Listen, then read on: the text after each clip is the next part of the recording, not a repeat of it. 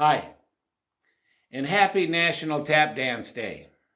Now, okay, I don't tap dance. Never have. Never took a dance lesson in my life.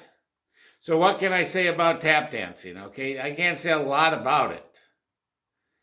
But there is an old expression. He seems to be tap dancing around that issue. Now, when we hear that someone is tap dancing around an issue, that means they are avoiding giving their opinion to that issue,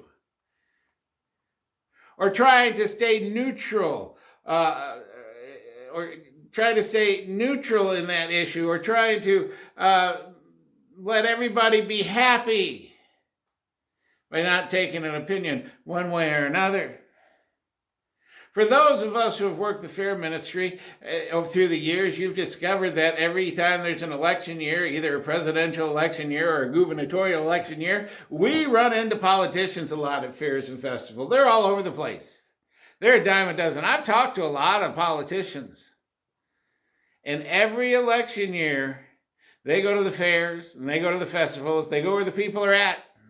And they try to get the votes from these people. And when you ask these people a direct question, I don't think I've ever got a direct answer from them.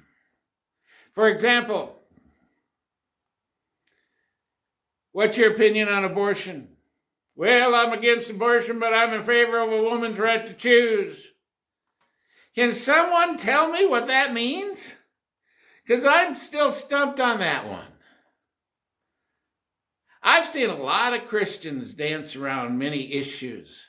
And I'm not going to call them issues. I am going to call there are a lot of Christians who like dancing around sin and not want to give you their opinion on sin.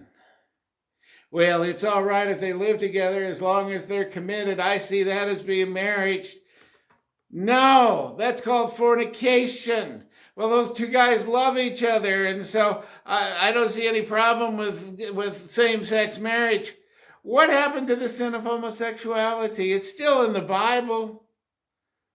Why were these things sin for hundreds, thousands of years, and suddenly in the last 10 years, they're not sins anymore? Why?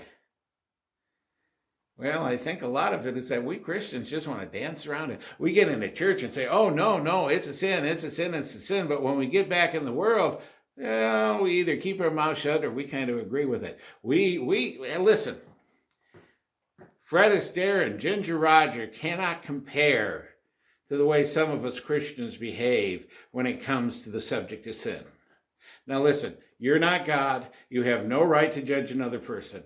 God doesn't pay me enough to judge another person. But listen, we need to call sin, sin.